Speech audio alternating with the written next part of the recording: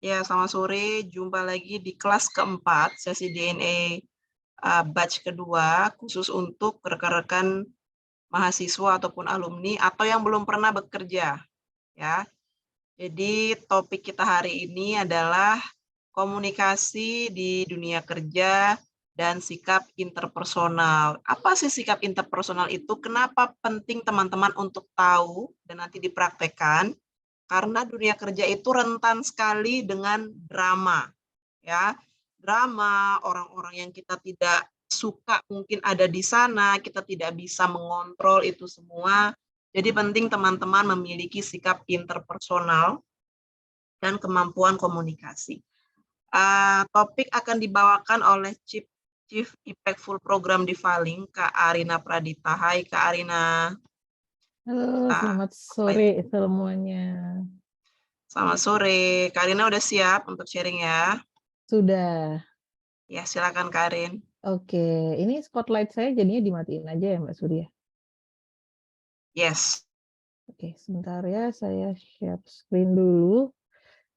Selamat sore semuanya, kita ketemu lagi ya. Ini sesi ke-5, tidak terasa. 5 ya? Iya betul 5. Tidak terasa gitu ya, ternyata kemarin-kemarin sudah ada 4 sesi, sekarang kita sesi ke-5. Membicarakan satu hal yang kalau tidak dikuasai akan menimbulkan drama seperti kata Mbak Suri. Kalau misalnya drama Korea mah enak ya, kita tinggal nonton, sedih tinggal sedih, senang tinggal senang. Tapi kalau drama di dunia kerja, aduh, kitanya yang pusing, kitanya yang susah gitu ya. Nah, hari ini kita akan ngobrolin tentang komunikasi dan membangun hubungan kerja.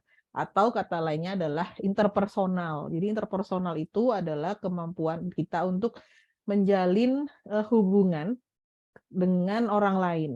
Nah, kalau di konteks DNA ini ya pastinya tentang menjalin hubungan kerja ya sama teman-teman kerja gitu. Nah, kenapa sih komunikasi dan hubungan baik itu penting di tempat kerja? Karena tentu saja ya, kita itu tidak kerja sendiri. Kalau misalnya sekarang mungkin ngerjain tugas kuliah gitu ya, bisa aja ngerjain sendiri gitu. Palingan kalau tugas berkelompok ya ada tapi jarang gitu ya di kampus atau berorganisasi mungkin oke, tapi meeting pun kumpul-kumpul pun berapa kali sih gitu ya seminggu atau bikin acara berapa acara sih setahun kan tidak yang setiap hari ya. Nah, kalau misalnya bekerja itu soalnya kita tiap hari bakal bekerja kelompok istilahnya gitu. Karena ya udah nggak mungkin kerja sendiri gitu, pasti berkelompok gitu. Kalaupun bekerja sendiri biasanya pada akhirnya akan ada berkelompok gitu. Atau misalnya kita adalah pekerja lepas gitu ya, pasti akan bekerja dengan orang lain juga gitu. Karena misalnya kita dapat kerjaan, mungkin kita dipekerjakan sebagai individu, tapi pada akhirnya kita harus join dengan tim mana gitu ya dari perusahaan lain. Pokoknya pada akhirnya pasti akan berkelompok gitu. Karena kalau misalnya sudah bekerja, itu kebanyakan itu tidak selalu tentang aku saja, tapi juga tentang kita. Aduh, udah kayak orang pacaran tentang kita. Tapi memang seperti itu gitu. Karena kalau misalnya biasanya mungkin kayak ya udah aku aja gitu ya. Atau apa itu namanya ego. Nah, kalau sudah kerja itu diupayakan apa ya, dikurangin lah egonya gitu. Karena ada tujuan bersama yang harus dicapai di pekerjaan gitu ya. Nah, ini bedanya saat kuliah dan sekolah. Ini kayaknya kalau nggak salah sudah disinggung sama Kak siapa ya, yang dari Microsoft atau dari L'Oreal kemarin kalau nggak salah. Kalau pas kuliah sekolah kan intinya kayak ya sudah aku mau ranking 1, aku mau nilaiku bagus gitu. Aku mau dikenal sama guru gitu. Aku mau ini, aku gitu ya. Nah, tapi pada saat bekerja itu ya kita bukan tentang aku saja, tapi kayak, oh ya timku harus bagus kerjanya, timku harus selesai pekerjaannya, perusahaan ini harus bagus performanya, perusahaan ini harus bisa sukses. Jadi udah nggak aku, tapi udah ya kita gimana, perusahaan ini gimana. Jadi pola pikirnya itu akan berbeda. Nah, itu yang biasanya menjadi apa ya, salah satu hal yang adaptasinya lumayan ya, perlu adaptasi di dunia kerja karena selama ini sekolah gitu ya, lulus sekolah kerja yang tadinya aku tiba-tiba kita, tiba-tiba tentang perusahaan, tentang tim gitu ya. Kita bagian dari sesuatu, bukan kita adalah sesuatu gitu. Nah, itulah kenapa penting kalau punya hubungan kerja yang baik. Baik itu dengan teman kerja, sesama teman kerja, mau atasan nanti ya kalau misalnya bekerja, atau bawahan kalau misalnya sudah menjadi atasan. Jadi jangan lupa untuk selalu jaga hubungan kerja yang baik. Kenapa sih penting gitu ya? Teman-teman tahu nggak durasi bekerja itu berapa biasanya? Ada yang mau jawab nggak? Durasi sehari kita bekerja itu biasanya berapa? Silakan tulis di kolom komentar. Oke, ada yang jawab 8 jam. Yang lainnya? Oke, 8 jam. Yang lainnya? Ada lagi? Berapa jam kita biasanya kerja? 10 jam. Oke, waduh, 10 jam. Oke, nah itu ya, kita bisa lihat jawabannya teman-teman sendiri aja berjam-jam gitu kan. Ya bayangin aja kalau misalnya kita tidak punya hubungan kerja yang baik gitu ya, kita kerja berjam-jam sama dia, aduh, sehari itu capek pasti. Karena kita tidak punya hubungan kerja yang baik gitu. Nggak cuman berjam-jam, berbulan-bulan. Kalau misalnya kita tetap di perusahaan itu bertahun-tahun kita dengan rekan-rekan kerja kita gitu kan. Nah, itulah kenapa kalau misalnya kita punya hubungan yang baik itu, kita jadi merasa senang kalau kerja gitu. Jadi kita merasa nyaman, terus merasa apa ya, apa itu namanya, betah. Nah, betah di pekerjaan gitu ya. Pada akhirnya kalau kita merasa nyaman, senang, itu ngerjainnya juga enak. Kalau misalnya ngerjainnya enak, hasil kerjanya baik. Kalau hasil kerja baik, itu bisa berpengaruh pada karir gitu. Oke, dia kerjanya baik ternyata gitu. Terus kemudian dipercaya mungkin jadi dinaikkan jabatannya, dipromosikan atau diberikan pekerjaan yang lebih menantang mungkin ya. Nah, itu kan berpengaruh juga ke karir. Dan juga rekan kerja itu beragam. Bisa beda umur, bisa beda suku, ada disabilitas, non disabilitas, beda hobi, beda agama, beda kepercayaan, beda gender gitu ya. Jadi banyak gitu. Kayak contohnya di Divaling, saya dan Mbak Suri, kami beda umur, saya dengan Kak Isma, Kak Tari, Kak Yogi, kami beda umur semua, beda tempat tinggal, beda kota gitu ya. Terus kemudian beda agama, beda kepercayaan, hobi, kalau ngobrol juga beda-beda gitu ya. Jadi memang beragam gitu. Nah, kalau misalnya sekolah itu kan sama ya.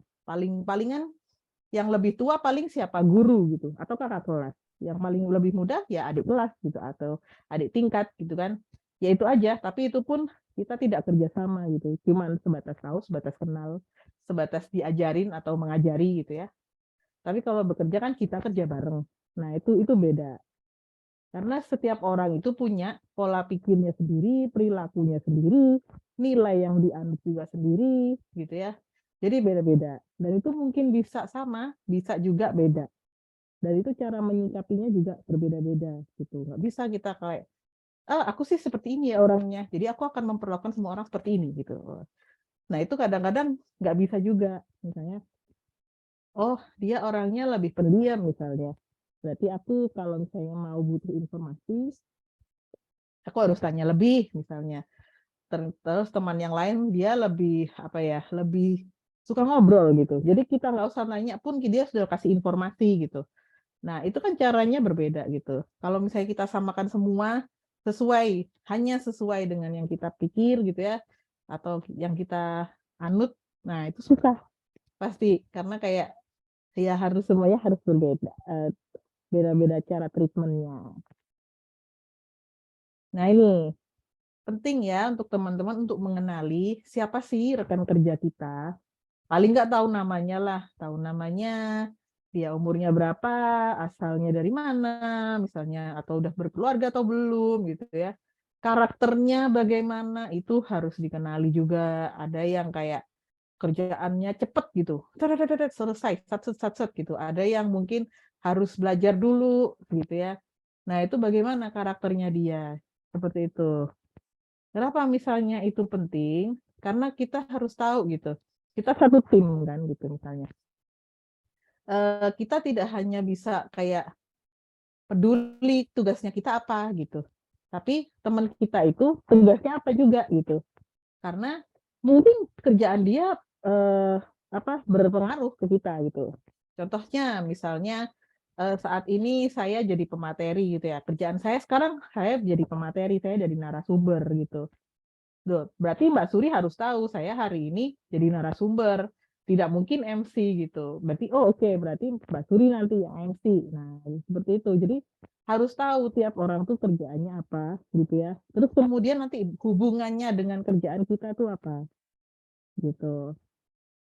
Karena dari situ kita jadi bisa kerja sama gitu. Kayak nggak mungkin misalnya saya MC, saya narasumber nanti ini gitu ya. Terus kemudian atau kemarin sesi kemarin Basuri yang MC narasumber siapa, kan tidak mungkin semuanya kita kerjakan sendiri gitu kan. Jadi harus tahu gitu bagaimana akhirnya kita bisa kerja sama dengan dia gitu. Nah ini adalah salah satu cara ya untuk meningkatkan hubungan yang baik antara tim ya. Salah satunya adalah sempetin ngobrol atau beraktivitas di luar pekerjaan. Misalnya ya udah makan siang bareng gitu.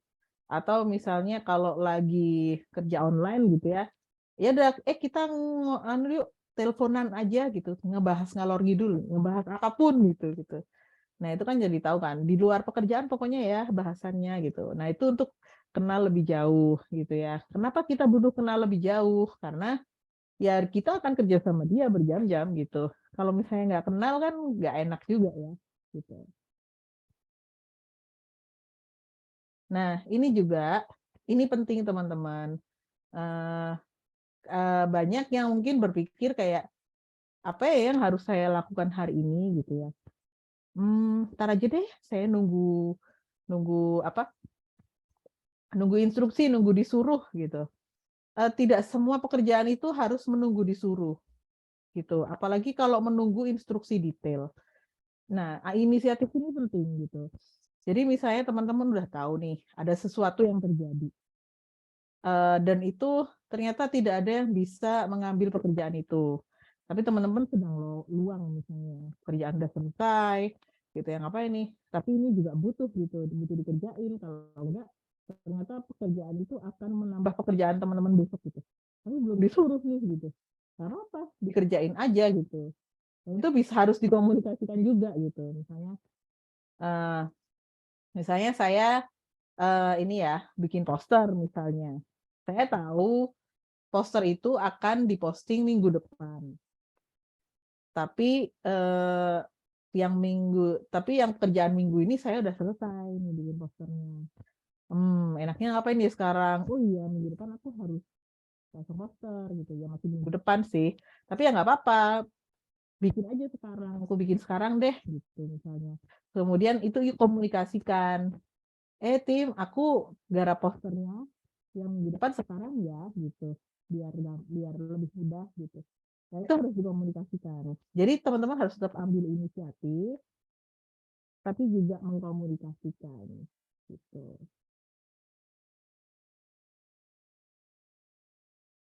Nah, inilah pentingnya kenapa sih kita harus membangun hubungan kerja yang baik gitu ya.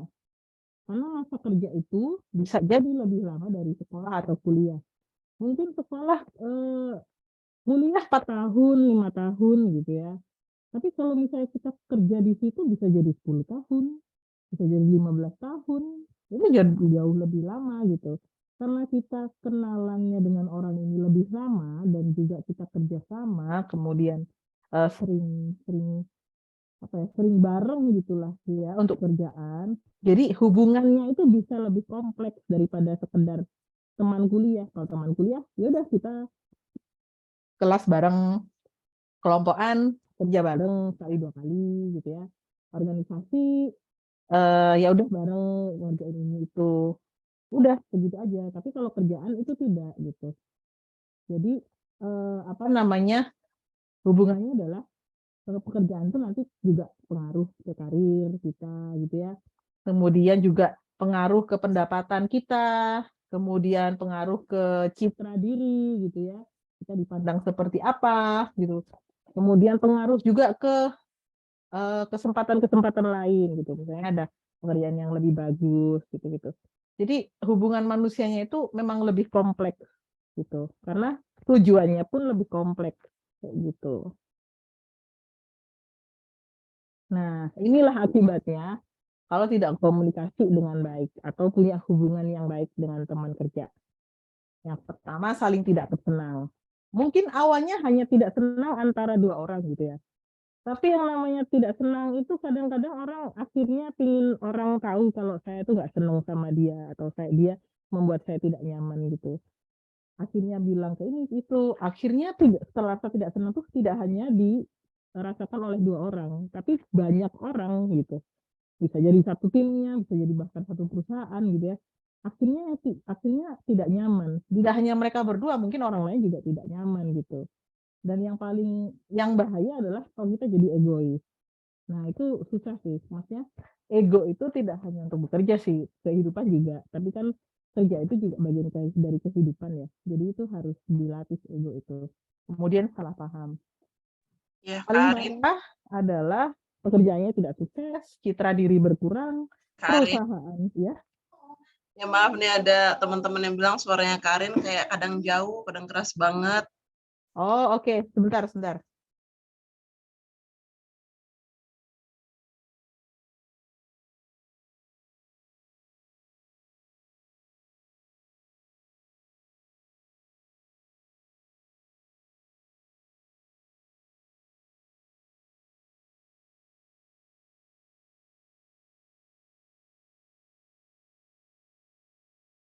Kalau sekarang gimana ya, teman-teman? Sudah lebih clear ya. Oke. Oke. Sorry, saya tadi tidak lihat. Oke. Maaf ya, saya tadi tidak lihat kolom chat. Terima kasih sudah diingatkan, Mbak Suri. Nah, itu ya. Jadi yang paling parah, kalau misalnya kita tidak punya hubungan yang baik ataupun komunikasi yang baik, itu pekerjaannya jadi tidak sukses. Tidak hanya pekerjaan pribadi, tapi pekerjaan tim, bahkan ke pekerjaan perusahaan. Pada akhirnya citra diri kita juga bisa berkurang. Gitu. Nah, ini contohnya. Saya pakai contoh diri sendiri dan Mbak Suri. Ini misalnya ya, saya dan Mbak Suri bertengkar nih gitu. Mbak Suri gimana sih? Harusnya nggak gini gitu. Ya biarin, Rin, harusnya gini gitu. Nggak bisa gitu, harus gini. Wah, gontok-gontokan sampai akhir ya. Nah, kalau kami gontok-gontokan sampai akhir, maka sore ini kami nggak akan ketemu dengan teman-teman gitu. Dan juga nggak akan ada program-program Divaling yang lain gitu. Jadi seperti itu akibatnya gitu. Misalnya kekeh-kekehan, ego-egoan gitu ya. Aku paling benar, kamu salah, kamu salah. Yang satunya juga gitu. Aku paling benar, kamu salah. Kalau tiada akhir, ya nggak akan ada yang selesai gitu. Nah, karena teman-teman harus ingat, tujuan kerja itu adalah untuk penghidupan dan juga aktualisasi diri. Gitu ya. Jadi fokus ke situ. Fokus ke, oke, ini saya bekerja untuk menghidupi diri saya dan keluarga mungkin ya. Kemudian saya juga ingin berkembang. Saya ingin diri saya teraktualisasi. Saya tahu apa yang saya bisa lakukan gitu, bisa berkembang. Maka dari itu lebih penting daripada memperpanjang konflik ataupun ego, gitu ya teman-teman. Nah, ini saya kasih tips ya, beberapa manajemen konflik dalam bekerja. Hal pertama yang sering terjadi kalau ada konflik adalah Yang pertama adalah saling menyalahkan. Kamu salah, aku benar, kamu salah, aku benar, ya gitulah sampai akhir gitu ya. Pada akhirnya kalau misalnya nggak ada yang mau ngalah, bisa saling menjatuhkan. Nah, itu jangan sih gitu. Karena gini, pada saat kita saling menjatuhkan gitu ya, pada akhirnya kita sendiri kok yang jatuh. Dan saya sudah melihat itu beberapa kali di beberapa pekerjaan gitu. Jadi bukannya kita simpati sama A, simpati sama B, atau empati sama A, atau empati sama B, kita malah ini gimana sih berdua? Berdua ini ada salahnya semua loh gitu.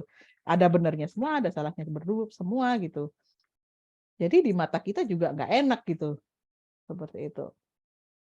Kemudian ini yang harus dilakukan kalau misalnya berkonflik ya dengan rekan satu pekerja. Introspeksi diri. Introspeksi diri itu adalah kita menilai diri kita sendiri.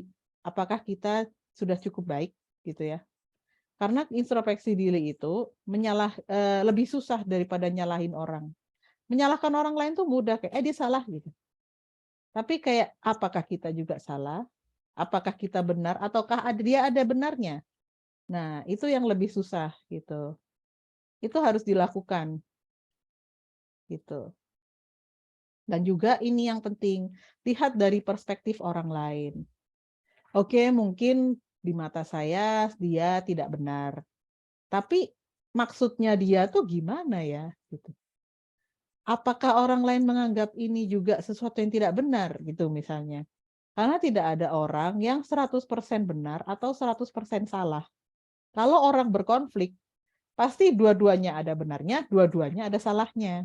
Gitu sih. Tinggal mau diselesaikan atau tidak. Ya. Nah, ini yang penting. Kalau misalnya sedang konflik, jangan lupa diselesaikan antar individu yang bermasalah. Itu yang paling penting.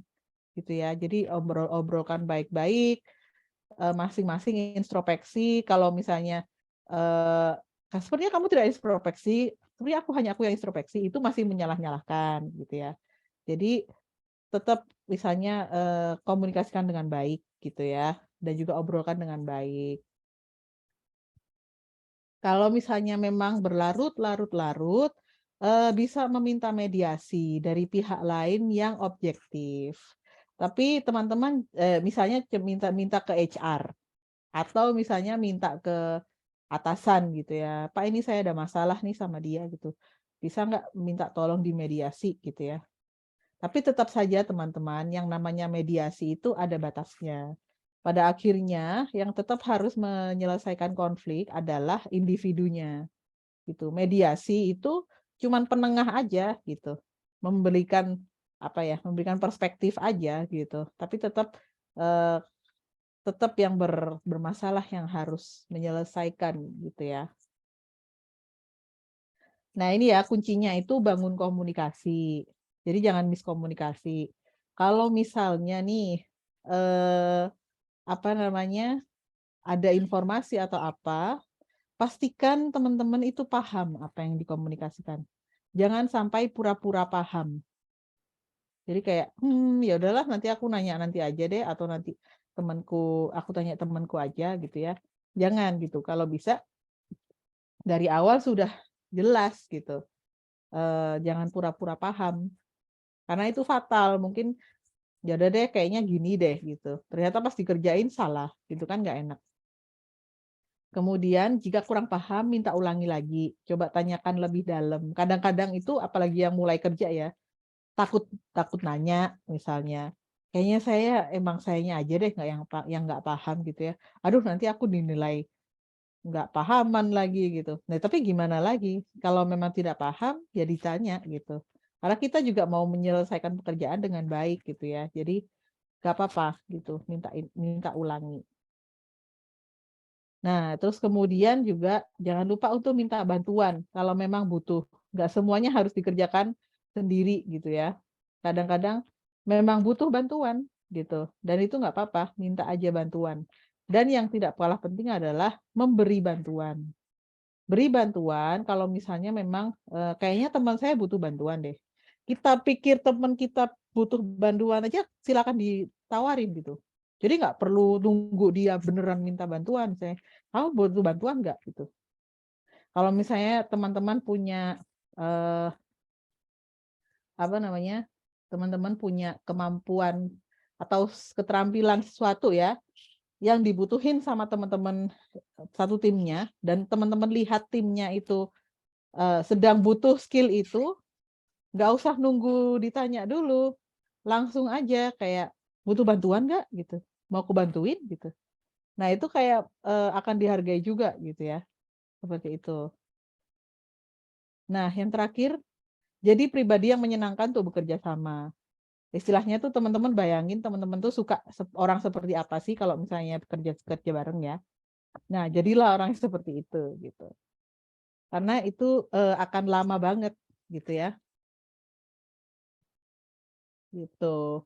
Jadi teman-teman jangan lupa ya untuk jadi pribadi yang menyenangkan untuk diajak bekerja sama. Ya, sekianlah dari saya, semoga bermanfaat. Oh iya, satu lagi yang belum saya masukin di sini, saya baru ingat. Di dunia ya seperti kata Mbak Suri tadi, di dunia kerja itu kadang ada dramanya. Salah satu skill yang teman-teman harus kuasai adalah anti baper. Nah, itu skill anti baper. Nah, sebenarnya cara-caranya seperti tadi ya, kayak introspeksi diri, melihat perspektif orang lain gitu ya. Kemudian komunikasi, kalau misalnya tidak paham nanyain gitu.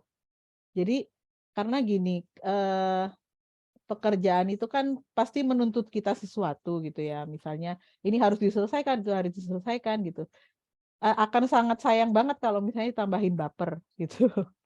Jadi biar tidak kita juga nggak terbeban, ya itu butuh latihan memang skill anti baper. Nah, itu.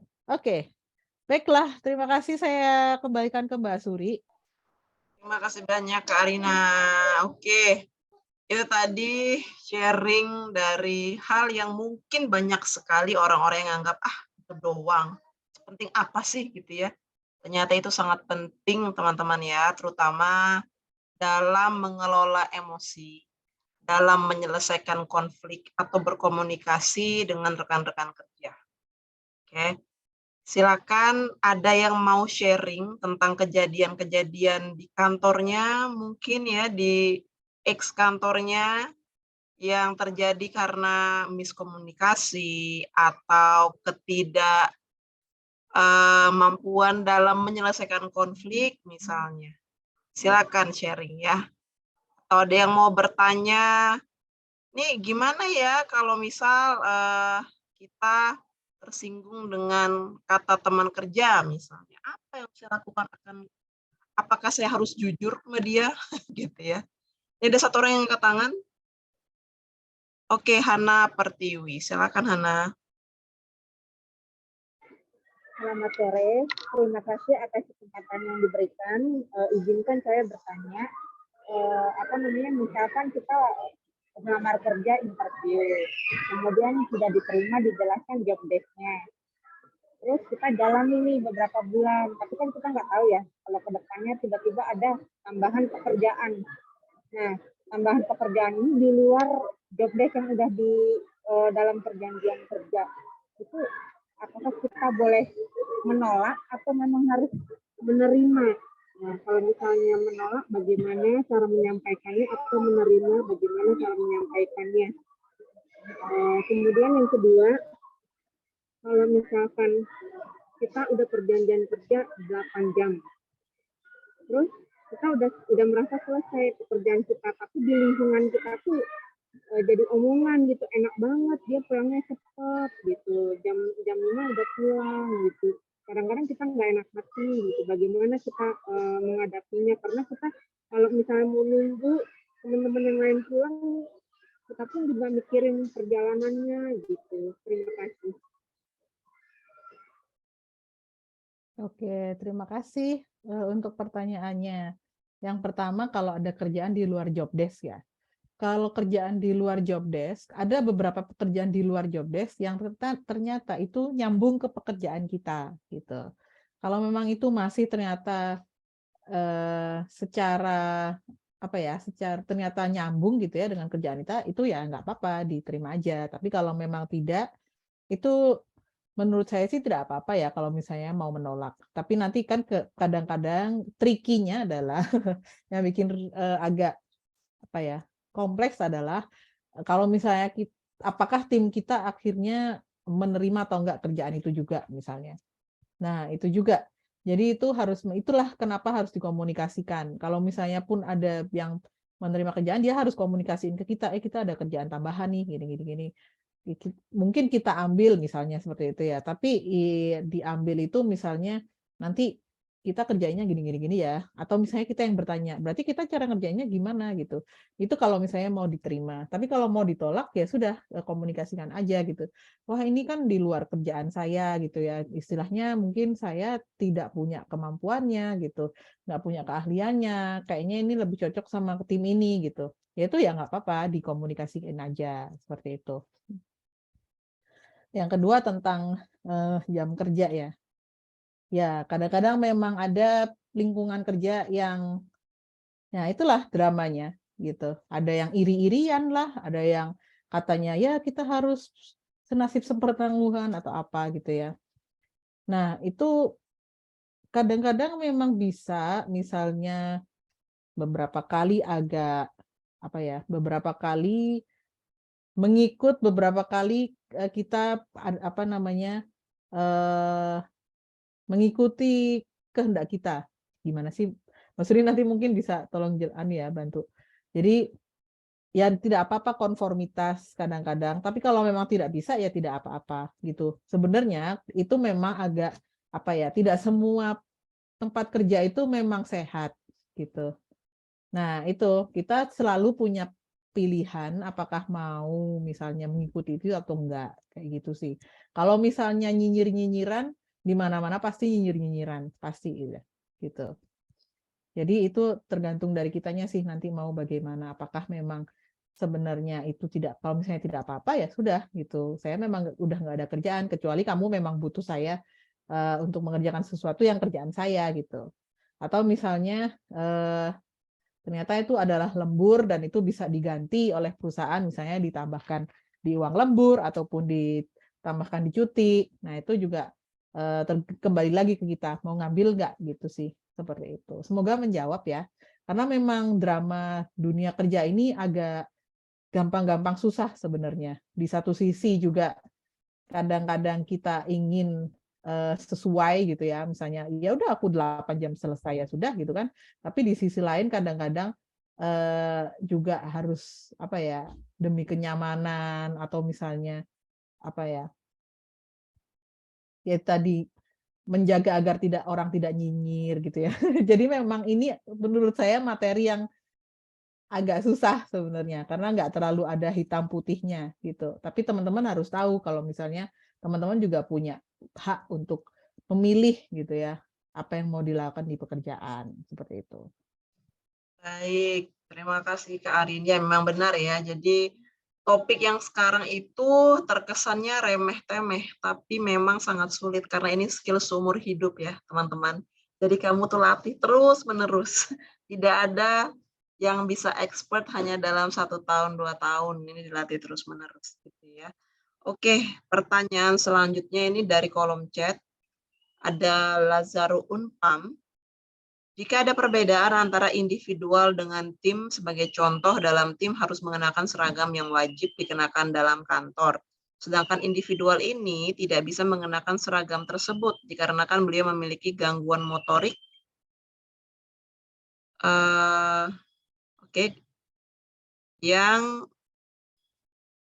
Gangguan motorik halus yang membuat beliau tidak bisa mengenakan seragam tersebut. Menarik ya, tumben ya kita dengar ya. Gangguan motorik halus sehingga dia tidak bisa pakai pakaian. Ini emang bahannya apa nih? Kan ini kayaknya jadi kisah nyata deh ini ya. Kak Lazaro. Lazaro kalau mau cerita Open sedikit mic. lebih lanjut biar kami dapat gambarannya. Gimana Lazaro, mau open mic? Mungkin maksudnya di sini gimana cara mengkomunikasikan itu gitu ya? Atau bagaimana sih Oke. solusinya biar orang lain itu bisa memahami dan menerima gitu kali ya, Karin?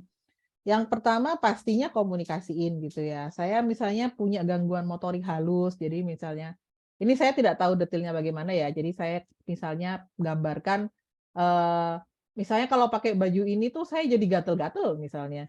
Jadi saya nggak bisa kayak pakai ini. Nah itu silakan untuk dikomunikasikan.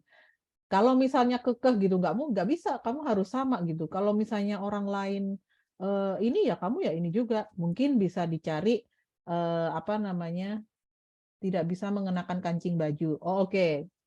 Oke. Misalnya seperti itu ya.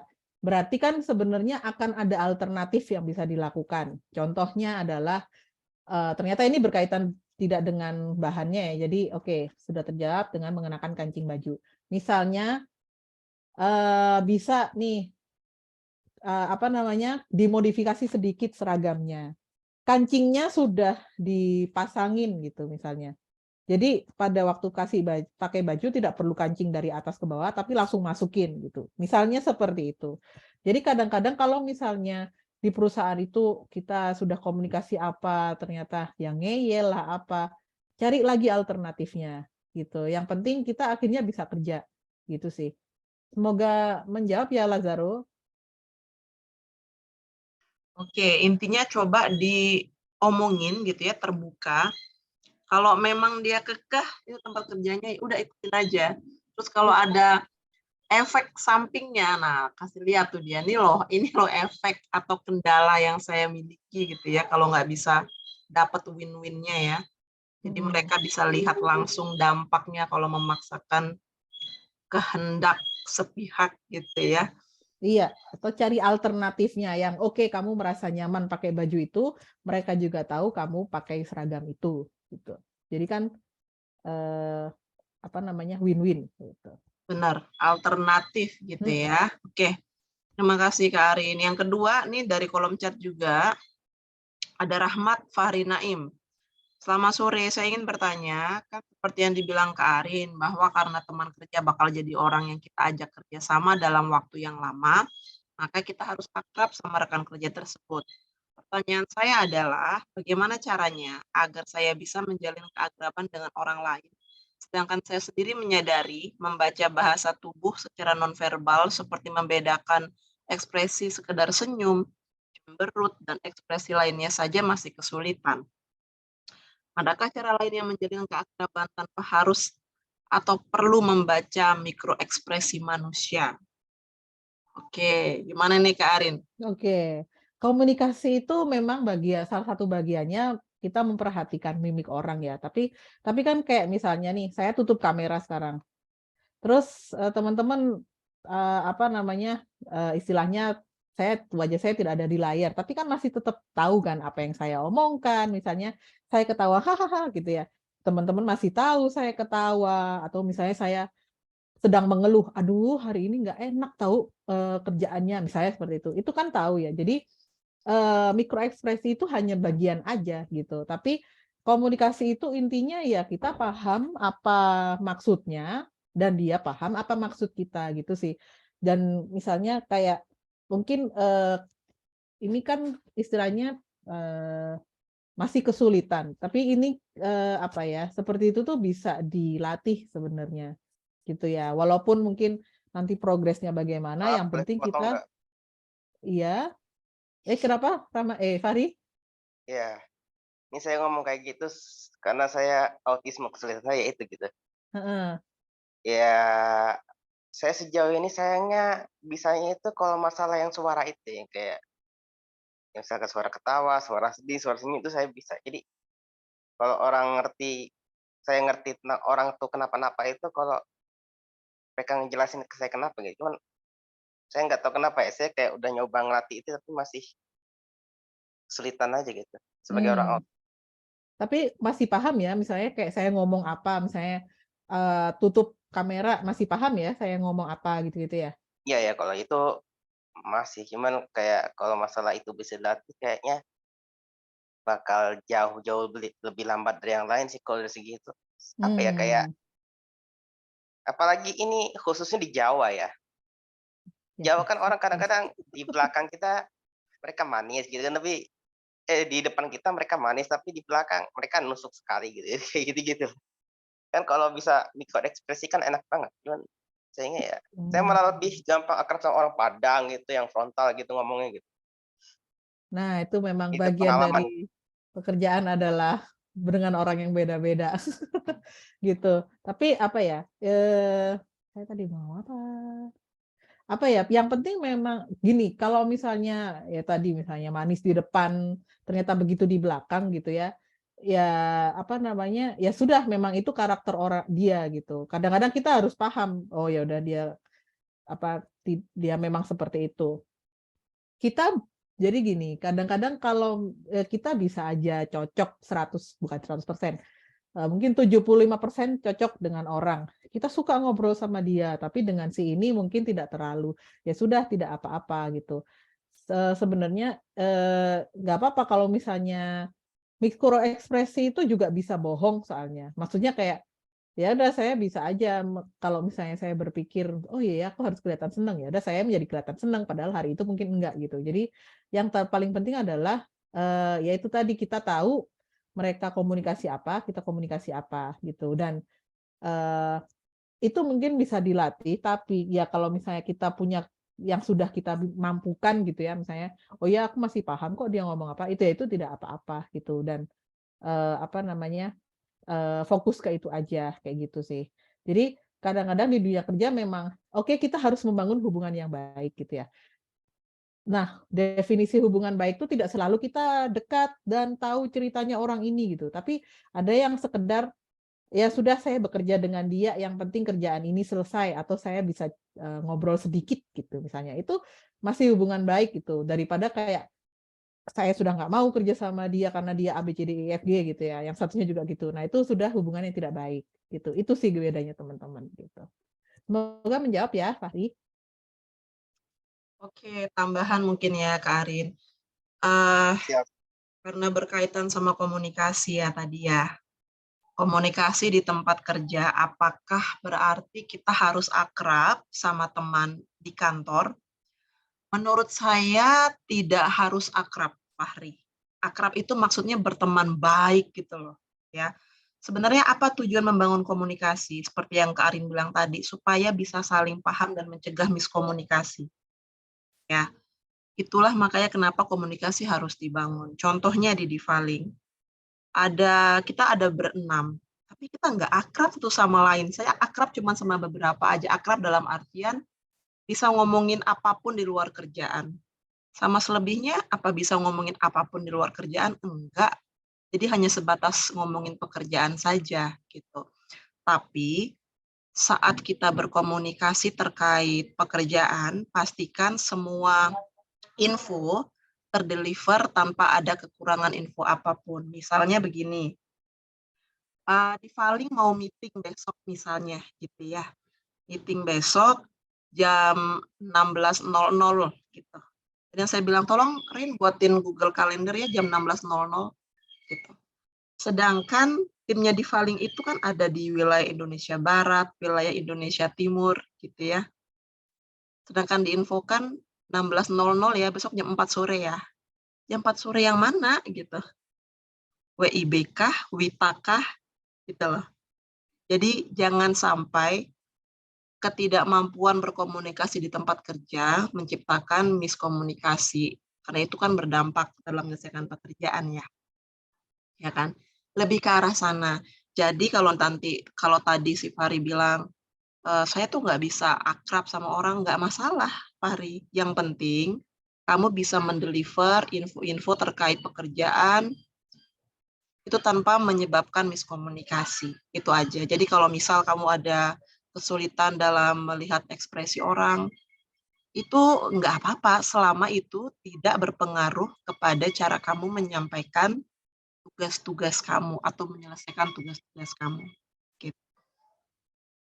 Kalau nanti tidak menjawab bisa ditanyakan kembali ya. Oke, sementara ini kita lanjut ke yang angkat tangan.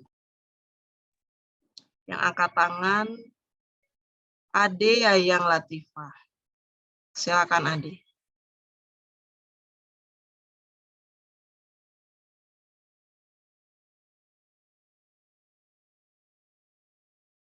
Ade Yayang Latifah. Kayaknya hilang ya.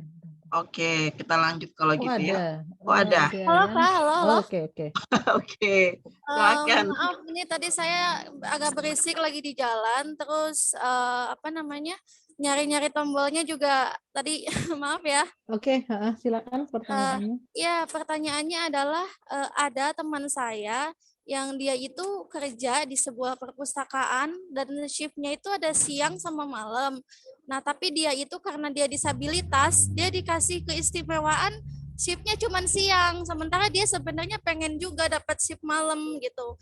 Dan pertanyaan yang kedua adalah ketika teman saya ini menjalin hubungan kerja dengan atasan dan teman-teman sesamanya, dia nggak dimasukin ke grup WA gitu. Terus juga kalau ada info-info seminar itu nggak dikasih tahu, tahunya udah diwakilin tapi sama orang lain. Jadi istilahnya tuh kayak ya udah gitu karena dia disabilitas, jadi dia dibiarin aja gitu buat mengerjakan satu hal yang fokus ke situ-situ aja gitu. Itu Kak, itu gimana yang cara ngatasinnya? Terima kasih. Oke, wah terima kasih Ade. Wow, ini kasus yang ya. Ya itu memang kelemahannya di situ ya. Jadi kalau di Indonesia sendiri itu istilahnya kerja dengan disabilitas itu masih baru. Jadi orang ada yang kayak sepertinya tidak bisa banyak hal, ya sudah gitu ya, biarin aja deh gitu. Pokoknya dia dikasih kerjaan, misalnya seperti itu. Yang perlu dilakukan adalah komunikasiin. Saya bisa loh gitu, misalnya kerja shift malam gitu. Itu kalau dikomunikasikan aja, boleh nggak sekali-kali saya kerja shift malam misalnya. Dicoba deh misalnya sebulan aja gitu. Nanti Anda lihat ya performa saya tetap baik atau enggak gitu. Terus kemudian misalnya tentang yang tadi seminar gitu ya. Misalnya dia sudah diwakilkan oleh orang lain gitu ya, tapi dia tahu bisa nggak misalnya nanya ya ke atasannya, bisa nggak next time boleh nggak saya yang nyoba gitu gitu saya yang apa namanya yang hadir Iya Kak, gitu. tapi atasannya itu slow respon gitu, nggak tahu emang cuman ke dia aja yang seperti itu atau gimana gitu tuh. Kalau seperti itu bisa coba aja dulu tanyain ke temannya yang lain, apakah orang tersebut hanya slow respon ke dia, ataukah secara general orang tersebut slow respon. Kalau secara general berarti ya berarti memang orangnya seperti itu gitu. Tapi itu bisa dikomunikasikan aja gitu. Jangan istilahnya dan berkali-kali pun nggak apa-apa gitu. Karena istilahnya biar apa ya, orang juga tahu bahwa sebenarnya saya bisa gitu. Cuman kasih kesempatan dong gitu. Atau mungkin bisa minta misalnya minta tolong teman misalnya untuk juga komunikasikan misalnya seperti itu. Gitu sih. Baik Kak, terima kasih. Iya, terima kasih. Baik, oke. Pertanyaan selanjutnya dari Anastasia Vifta.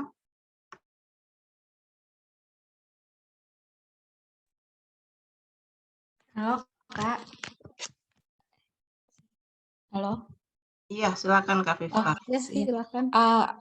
Aku nggak apa namanya nggak tanya. Aku cuma mau sharing aja pengalaman waktu habis lulus kuliah itu kita kan kalau udah lulus kuliah itu apa ya kayak idealismenya masih tinggi gitu ya Kak. Nah itu yang kalau pengalamanku itu biasanya me- memancing konflik yang seperti itu karena kadang kita terbiasa ideal-ideal seperti ini yang diajarkan di kampus, lalu ternyata di kenyataannya di dunia kerja itu berbeda banget gitu. Nah, memang seperti Kak Suri tadi bilang bahwa ini skill yang apa namanya seumur hidup gitu ya. Dan kayak apa, istilahnya waktu terbang itu semakin lama semakin kita semakin apa namanya kalau mau menyadari itu kita semakin lama semakin bisa luas gitu. Itu aja sih Kak, sharing aja. Nah, terima kasih Anastasia Vifta, karena itu benar sekali. Seperti yang saya jelasin tadi ya, biasanya di sekolah kita kayak, ya aku harus nilai terbaik, tugasku harus, aku pokoknya lah ya. Tapi kalau di dunia kerja itu, kaget pertamanya biasanya memang masalah idealisme, masalah ego gitu.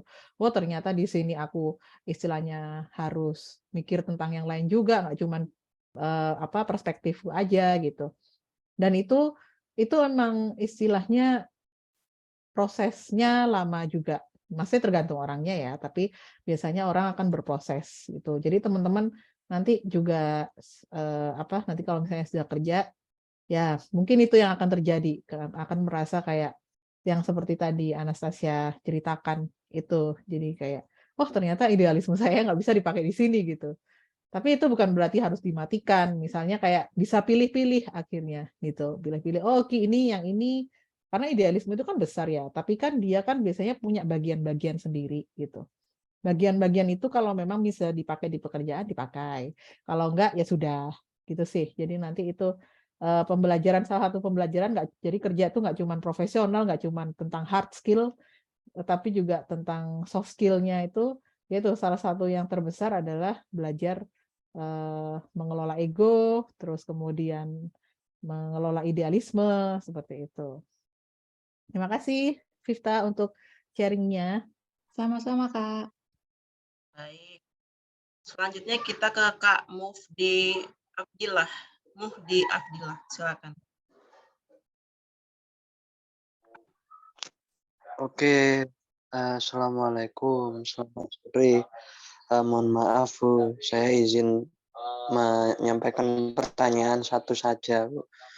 Tentang ilmu berkomunikasi untuk disabilitas netra, bahwa paradigma kebanyakan itu tunanetra itu kayak egois, sombong, gak mau mengawali perbincangan.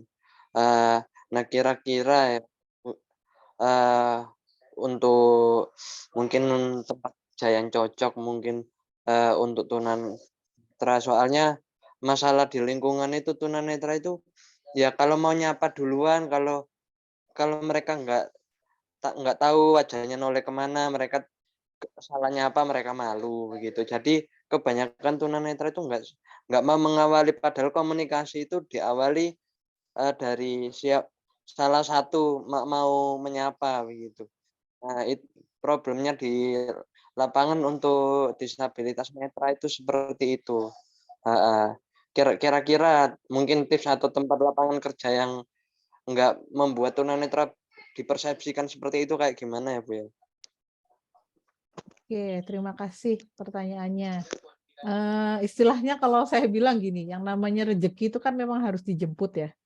Jadi kadang tuh memang kita akhirnya memang bukan mengubah karakter ya, tapi istilahnya ya mungkin saya pinjam tadi kata Vifta adalah lebih luwes gitu loh. Mungkin awalnya kita malu-malu, kayaknya orang mikir begini, mikir begitu. Tapi kita harus mikir lagi, kita yang seperti itu tuh pada akhirnya ngedatangin rezeki nggak gitu. Kalau ternyata nyapa orang itu mendatangkan rezeki dengan misalnya kita menyapa, akhirnya kita menjalin obrolan sampai akhirnya dikasih kerjaan misalnya, ya kenapa enggak gitu. Kalau misalnya jenis pekerjaan itu sebenarnya menurut saya nggak harus tertentu ya. Malah sebenarnya di Valing ini ada biar orang tahu kerjaannya disabilitas itu nggak tertentu gitu. Misalnya kalau dulu ya netra itu pijat kalau nggak nyanyi gitu. Nah di sini kan di Valing maunya nggak meluaskan itu ya. Misalnya ya mereka juga bisa misalnya content writing atau misalnya menjadi operator atau apa. Jadi sebenarnya kalau masalah pekerjaan apa itu menurut saya malah jangan dikecilkan gitu, malah jangan dikotakkan lagi karena ini berusaha untuk dilebarkan. Tapi bisa juga misalnya kalau misalnya ternyata teman-teman netra seperti itu, ubah dulu dari dirinya gitu. Karena ya itu tadi istilahnya kan ya rezeki itu dijemput salah satunya dengan cara bahkan nyapa orang duluan misalnya seperti itu. Itu sih Mudi, semoga menjawab ya. Baik, oke kita masuk ke kolom chat ya, Kak Arin. Ada Iya. dari Indra Yanuar, kemampuan komunikasi seperti apa yang perlu dimiliki oleh karyawan untuk bekerja secara teamwork? Dan bagaimana teamwork bisa dikatakan efektif? Kemampuan komunikasi untuk teamwork, itu kemampuan komunikasi dan kemampuan memahami sebenarnya. Kalau komunikasi, istilahnya ya kita harus tahu informasi apa yang kita kasih ke dia, gitu ya. Dan pastikan orang itu paham kita ngasih informasi apa. Itu sih sebenarnya intinya untuk teamwork itu. Terus kemudian juga teamwork itu komunikasi tapi banyak orang di dalamnya gitu kan. Ada si A, si B, si C gitu. Dan pastikan di antara kalian tahu lagi ngerjain apa dan untuk apa gitu. Jadi kalau misalnya kita tahu, oh dia ngerjain ini, dia ngerjain itu, terus kemudian jadinya kan kita tahu, oh kita harus ngerjain ini gitu misalnya. Sehingga kerjaan tim itu jadi jalan kayak gitu. Seperti itu sih. Terus teamwork itu bisa dikatakan efektif kalau kerjaannya jalan. Namanya juga kerja tim ya. Jadi kalau kerjaannya jalan, kerjaannya selesai, ya itu efektif gitu. Lebih efektif lagi kalau komunikasinya mudah. Dalam artian, bentar.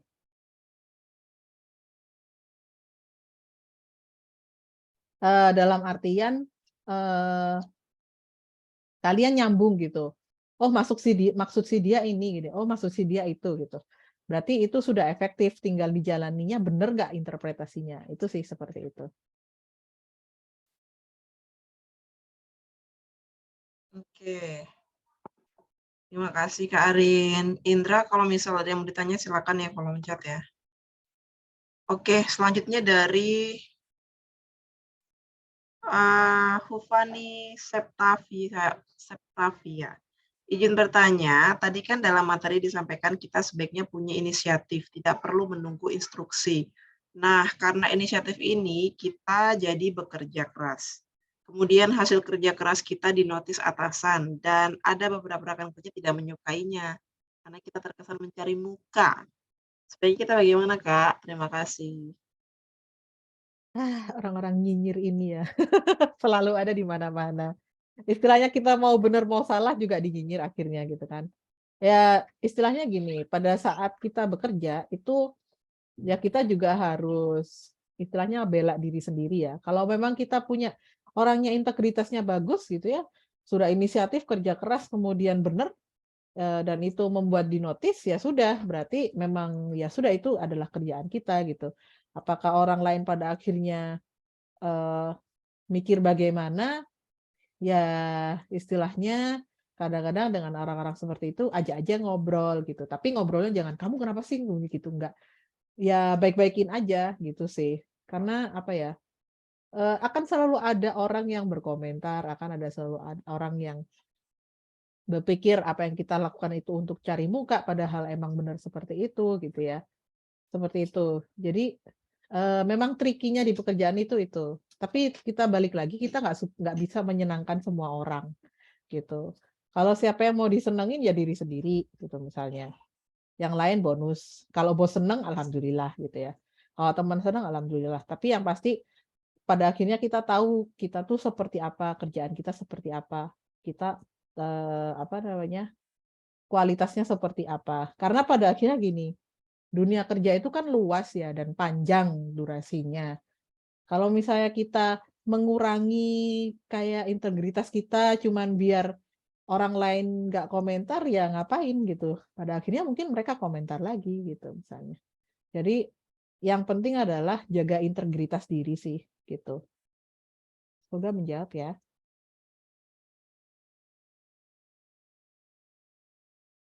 Oke, terima kasih.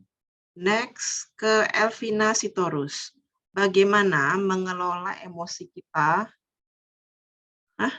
Bagaimana mengolah emosi kita mengatasi intervensi yang terjadi di dalam kantor? Oke, mungkin bagaimana cara kita mengolah emosi agar bisa mengatasi intervensi di dalam kantor, gitu ya Kak. Pokoknya kalau di kantor emosi gitu mungkin ya Elvina ya maksudnya. Istilahnya gini, pada akhirnya kita harus ingat istilahnya tujuannya itu apa. Misalnya kayak apa misalnya, sebentar saya mikir dulu. Kayak kita harus tahu tujuannya apa. Dari situ kita bisa kelola emosi. Maksudnya kalau misalnya tujuannya pada akhirnya adalah biar pekerjaan ini selesai, maka kita harus tahu kapan kita harus marah, apakah kita harus meluapkan marah itu atau kayak ya udahlah ya ini nggak terlalu penting juga marahnya gitu kan. Yang penting ini selesai gitu. Jadi dari pikiran-pikiran sadar itu sih kita bisa ngelola emosi gitu.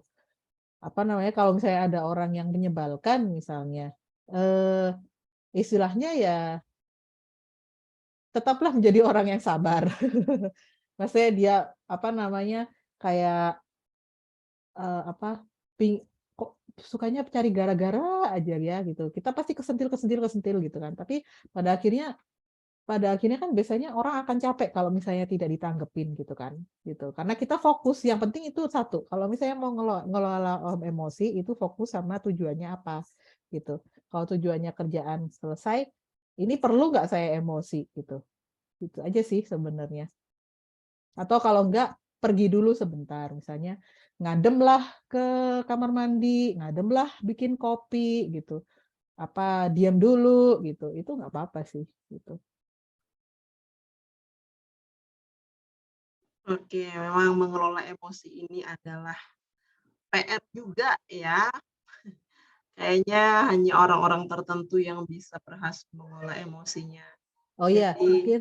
Oh iya, sorry Mbak silakan Suni. Karin. Oh enggak, satu hal yang teman-teman perlu sadari adalah, apalagi di pekerjaan ya, ada hal yang kita bisa kontrol, yang kita nggak bisa kontrol. Nah, itu disadarin. Kalau itu udah sadar, oh saya bisa ngontrol yang ini, saya bisa ngontrol saya mau kerja kapan, saya mau kerjanya gimana. Terus fokus itu aja. Ya, Mbak. Terus kalau saya nggak bisa ngontrol si dia ini mikir saya seperti apa, si dia ini menganggap saya seperti apa, ya udah nggak usah gitu. Jadi karena sebenarnya itu umum ya, walaupun di kehidupan di luar pekerjaan pun sama gitu. Ada hal yang bisa kita kontrol, ada yang nggak bisa kita kontrol. Fokus aja yang bisa dikontrol gitu. Halo Mbak Arin. Iya, halo. Oh iya, Elvina, silakan. Saya punya sedikit pengalaman. Saya kan bekerja. Dulu pernah bekerja di salah satu instansi kepemiluan. Jadi semuanya itu laki-laki semua, dan saya sendiri perempuan. Saya perempuan sendiri, dan saya satu-satunya disabilitas di instansi itu di Kota Medan. Jadi banyak intervensi dari A lebih dari A. Jadi karena itulah yang bikin saya pusing gitu. Gimana supaya bisa mengontrol itu? Ya begitulah Mbak. Ini namanya kerjaan, namanya kerja ya harus sabar lah. Gitu aja Mbak. Terima kasih. Oke, terima kasih. Nah, itu sih karena tadi banyak hal yang ini ya, kayak bikin pusing ya di pekerjaan. Nah, itu salah satunya disadarin aja apa yang bisa saya kontrol gitu. Orang mah bisa aja nyuruh-nyuruh saya gitu. Ya udah suruh dia aja. Apakah saya selalu bisa menyenangkan dia, misalnya kayak kerjaan itu harus selalu selesai gimana? Itu kan balik lagi ke teman-teman mampu atau enggak. Kalau apa namanya? Saya lupa tadi ada satu poin yang saya pikirin. Ya, tapi yang pasti sadari dulu. Oh iya, yang kedua mungkin kerjaan itu kerjaan aja. Maksud saya gini, hidup kita tuh nggak kerja doang gitu loh. Misalnya kalau misalnya udah pusing ya misalnya lakuinlah hobi. Jadi istilahnya biar kita nggak stres-stres amat hidup gitu. Jadi kalau misalnya memang di pekerjaan bikin stres, jangan lupa lakukan sesuatu lain yang tidak bikin stres. Gitu. Misalnya hobi atau misalnya melakukan apa gitu ya. Jadi teman-teman harus ingat kerja itu penting, tapi kerja itu bukan semua bagian dari hidup gitu. Jadi tetap harus diutamakan diri kita sendiri gitu. Misalnya kesehatan kita, pikiran kita, jangan sampai kayak karena pusing di kantor jadi pusing sama orang rumah lah apa gitu. Gitu sih. Jadi satu, ketahui apa yang dikontrol, tidak bisa dikontrol, terus kemudian belajar untuk ya adalah ya namanya orang. Nah, itu ilmu ya udahlah ya namanya orang itu memang butuh latihan, tapi ya udahlah. Silakan dilatih. Yang ketiga, jangan lupa untuk lakukan sesuatu hal di luar pekerjaan yang membuat teman-teman senang gitu. Terima kasih Mbak Arin. Iya, sama-sama. Iya benar ya. Jadi terkadang kita harus suatu saat nanti teman-teman harus terlatih menempatkan rasa tidak peduli. Kayak ya udahlah yang kayak katanya Kak Arina ya, terutama untuk hal-hal yang nggak bisa kamu kontrol gitu ya, dan melanjutkan hidup dan bekerja. Oke, kita masuk ke raise hand lagi, ada 2 penanya. Dari Farhan Sodik, nah ini dari Mataram ternyata. Silakan Satu Farhan. kota dengan Mbak Satu kota Suri. sama saya nih. Baik Kak, di sini mungkin agak sedikit keluar ya dari pembahasan yang dibahas gitu. Yang pertama itu saya ingin mendengar pandangan dari Kak Arin atau dari Kak Suri tentang, saya kan pernah sharing sama teman-teman kerja gitu kan. Terus teman-teman itu bilang jangan pernah memperlihatkan skill lain yang kamu punya, karena ketika kamu misalkan kamu punya skill editing, desain, dan sedangkan kamu kerja di bagian akuntan, customer service, ataupun koordinator lapangan, itu bisa memacu atasan atau orang-orang lain buat menambah job kamu yang di luar job desk gitu kan.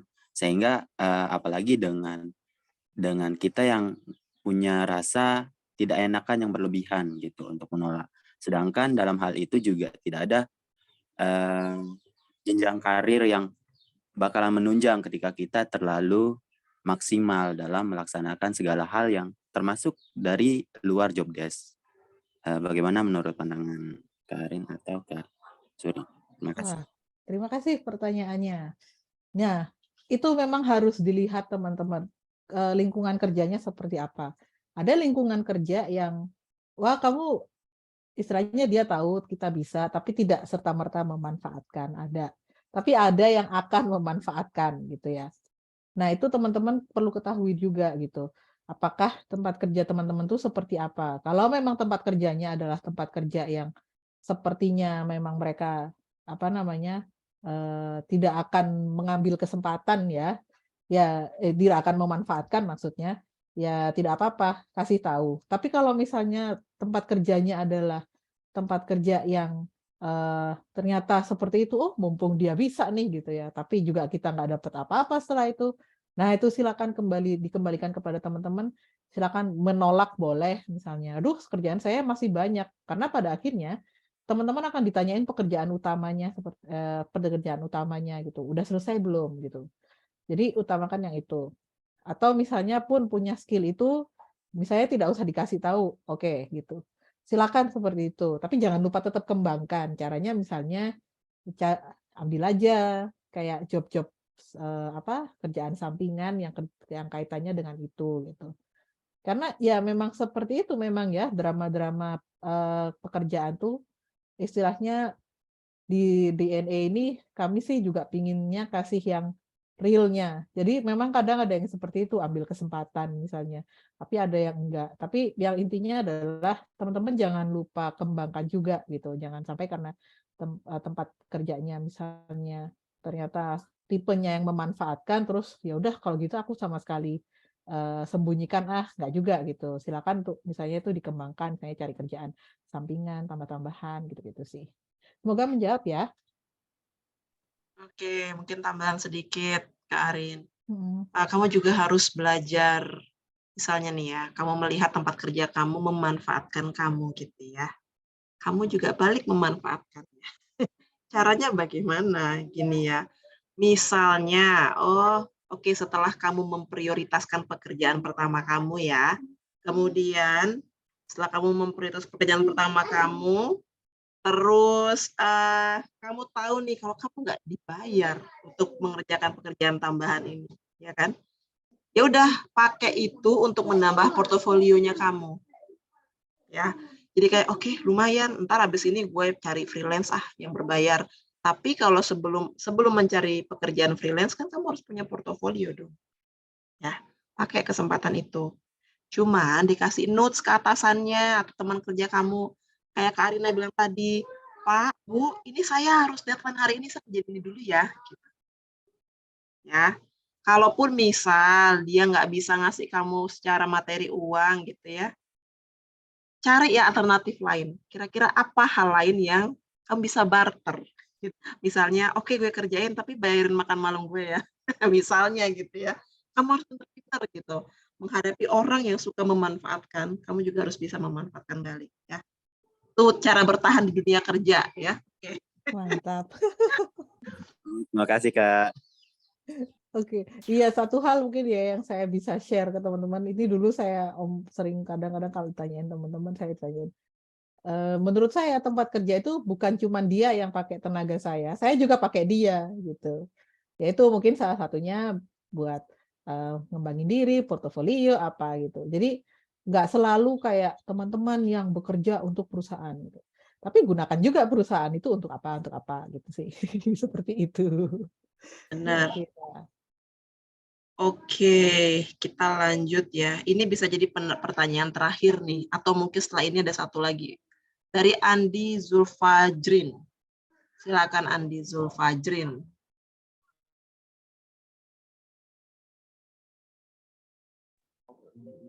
Halo Kak, suara saya kedengeran? Kedengeran Kak. Ya, terima kasih Kak. Waktunya saya samping.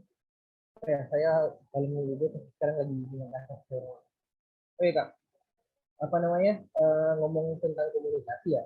Apakah memang kemudian komunikasi itu berpengaruh dengan latar belakang Kak? Karena setelah yang saya dengar, image-nya kami yang dari timur, yang asli Jawa, katanya kami itu komunikasinya buruk. Karena image orang yang dari barat atau orang yang dari Jawa itu katanya komunikasinya baik. Dan itu katanya terpengaruh dari latar belakang kesukuan. Apa itu benar? Apa itu cuma stigma Kak? Terima kasih.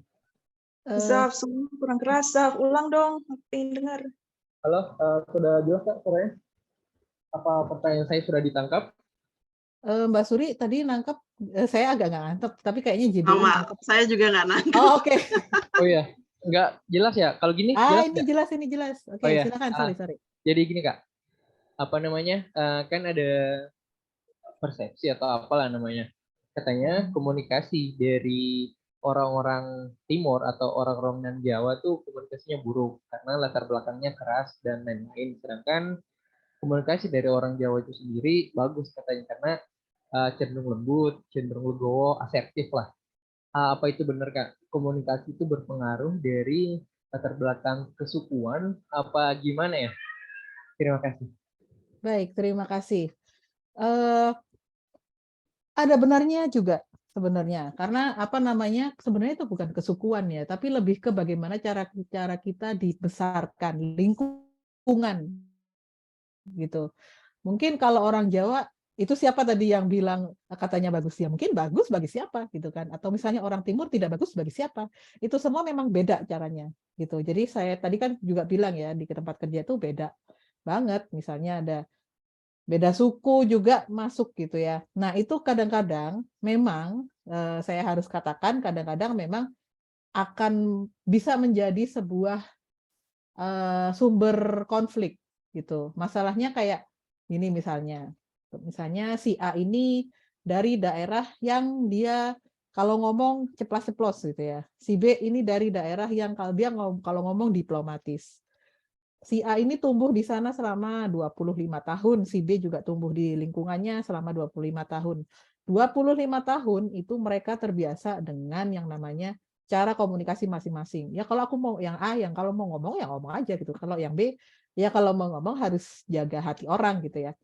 Itu tuh sebenarnya ini yang harus disadari ya oleh orang-orang sebenarnya. Ya itu memang beda cara aja gitu. Tidak berarti yang satu lebih baik ataupun yang lainnya. Cuman memang cara berbeda gitu.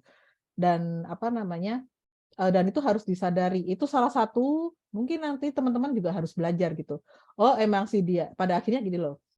Sampailah pada titik di mana teman-teman akhirnya nyadar itu memang dianya sih begitu orangnya gitu. Karena dia tapi ini bukan beda ya. Jadi kayak akan berbeda misalnya saya bilang dia mah emang begitu orangnya, sama oh iya dia tuh memang begitu orangnya. Istilahnya secara nada itu kayak yang satunya tuh kayak stigmatif ya emang dia begitu gimana lagi. Tapi satunya tuh menyadari bahwa oh iya memang orangnya seperti ini gitu. Jadi nanti pada saat saya harus berinteraksi dengan dia, saya harus paham dan saya harus sadar gitu kalau caranya komunikasinya dia itu seperti ini karena dia adalah misalnya tumbuh di lingkungan ini yang karakteristik umumnya mereka adalah seperti ini gitu. Seperti itu sih. Jadi apa ya? Semoga bisa dipahami ya. Itu tadi yang tanya siapa ya? Semoga bisa dipahami. Apakah bisa dipahami?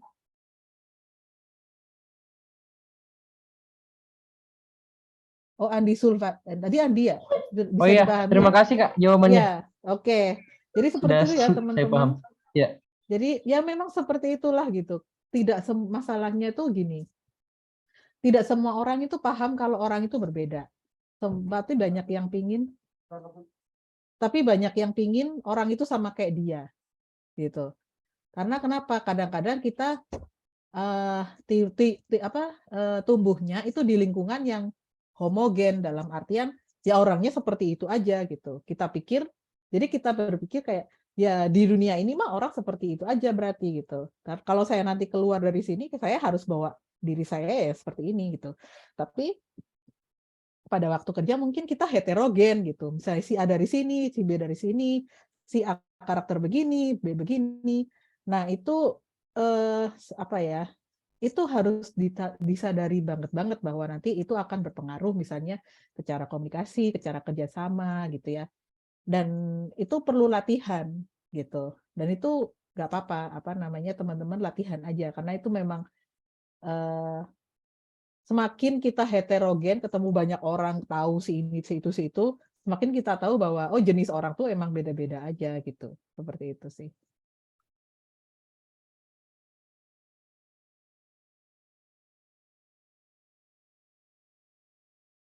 Oke, Mbak Suri mau lanjut ke pertanyaan selanjutnya atau bagaimana? Pertanyaan selanjutnya nih yang terakhir deh kayaknya Kak ya. Oke. Oke, udah pada nanya absen nih. Oke, yang terakhir dari Hufani. Pertanyaan terakhir, absen. Oke. Oke, ini dari Hufani. Izin bertanya Kak, apabila ada masalah pribadi dengan rekan kerja, kemudian di tempat kerja rekan tersebut menjauhi saya karena masalah pribadi. Padahal seharusnya kita bersikap profesional di tempat kerja, takutnya mempengaruhi kerjasama mengingat kita satu tim. Apakah boleh jika melibatkan orang yang objektif seperti atasan dalam mediasi? Oke, atasannya yang jadi mediatornya nih, gimana Kak? Boleh saja, itu sangat dibolehkan, apalagi kalau berlarut-larut ya gitu. Tapi seperti yang saya katakan tadi, yang namanya mediasi itu ada batasnya.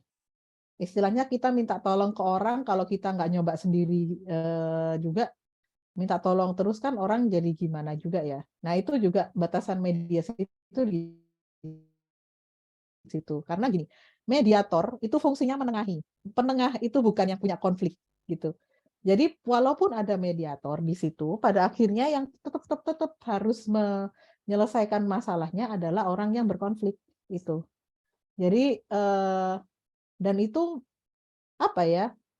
Misalnya dijauhi atau apa gitu ya. Kadang-kadang itu apa ya? Ya kadang orang nggak tahu kalau egonya itu masih main gitu. Nah, itu ya sudah teman-teman mungkin yang harus lebih sabar, bukan lebih sabar ya, tapi kayak lebih paham misalnya, oh ini egonya dia yang main misalnya. Oh ya udah aku nggak usah ikutin gitu, nggak harus yang aku ikut balik untuk menjauhi atau apa, kayak gitu sih.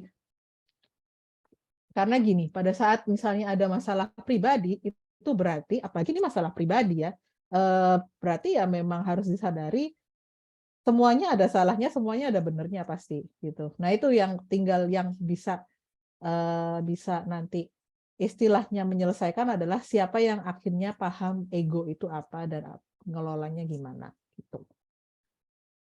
Semoga menjawab ya. Oke, terima kasih. Karena sekarang sudah jam 16.20, jadi itu pertanyaan terakhir ya. Ini background saya lumayan ribut sekali. Oke. Itu pertanyaan terakhir. Absensi juga sudah dipaste di kolom chat. Silakan teman-teman lihat dan isi. Terima kasih atas ilmunya hari ini Kak Arina. Terima kasih juga sudah bertanya, sudah sharing pengalaman teman-teman semua. Perlu diingat bahwa seperti yang dibilang tadi, di tempat kerja itu adalah tempat penuh drama. Ya, tempat kita belajar tentang kehidupan itu benar sekali. Karena ada banyak sekali orang-orang yang katanya penjilat, orang yang benar-benar baik, orang yang memanfaatkan berbagai macam. Ya, tergantung amal ibadah kita masuknya ke yang mana gitu ya. Kalau saya dan Kak Arina, sebelum di Divaling kita sudah beberapa kali di tempat kerja dan dimanapun berada pasti ada drama.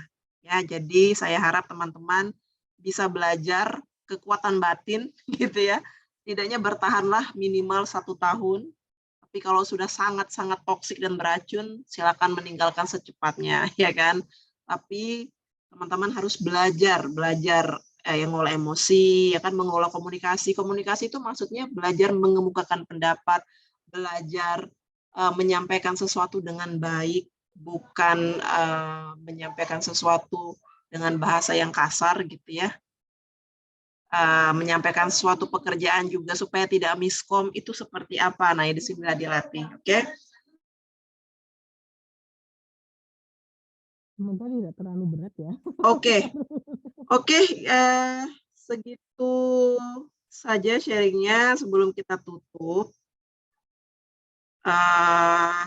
Oke, Togar, permisi saya minta izin untuk absennya di mana? Scroll ke atas, Kak, ya, itu tinggal scroll sedikit, sudah ada. Ya, sebelum kita akhiri, kita fotoan dulu. Mungkin dibantu sama Kak Yogi untuk screenshot.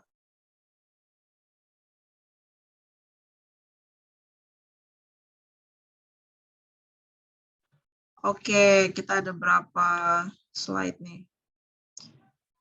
Teman-teman bisa buka linknya.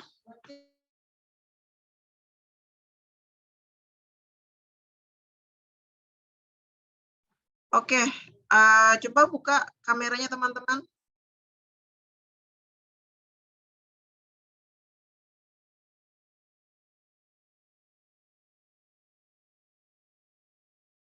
Oke, kita kasih 1 menit untuk buka kamera aja ya. Oke, Kak Yogi. Hitungan ketiga ya, Kak Yogi.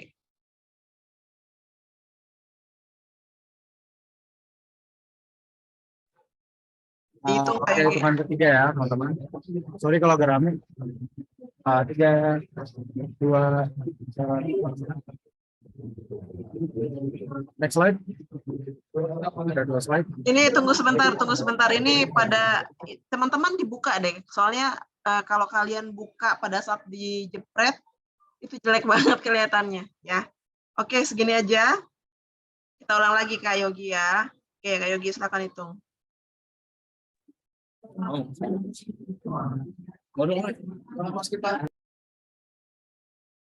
Kak Yogi. Bentar, dalam masing-masing. Oke. Dalam 3 detik ya. 3, 2, 1. Lagi. 3, 2, 1. Sudah. Baik, terima kasih banyak Kak Yogi. Terima kasih banyak semuanya. Tolong ditunggu ada 4 voucher Grab untuk 4 penanya terbaik ya. Nanti Kak Arin bisa pilih 4 penanya terbaik siapa. Kita umumkan di grup. Terima kasih banyak semua sudah selesai. Sampai jumpa di tanggal 1 Desember akan ada sharing dari CEO Bonbin Studio. Itu perusahaan yang buat animasi, desain grafis, video ya. Dan kliennya dia sudah banyak sekali. Pernah dia bekerja bersama Manchester United. Pernah juga buat video pemerintah Ridwan Kamil ya. Jadi pastikan teman-teman hadir di tanggal 1 Desember juga. Sekian sesi hari ini, terima kasih banyak semua. Sampai jumpa.